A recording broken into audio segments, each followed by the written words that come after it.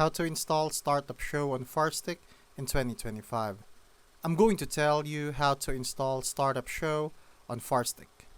First, get the free downloader app from the Amazon App Store, then dive into Settings, My Fire TV, Developer Options, and turn on ADB debugging and apps from unknown sources.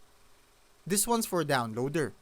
Next, open downloader, paste the Startup Show APK URL you've found, usually shared via community forums or YouTube guides.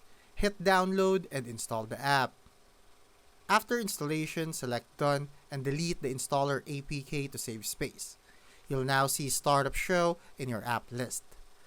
Move it to the home row for quick access. One thing to keep in mind, this is a third-party app, so it's wise to use a VPN for privacy and only download from trusted sources.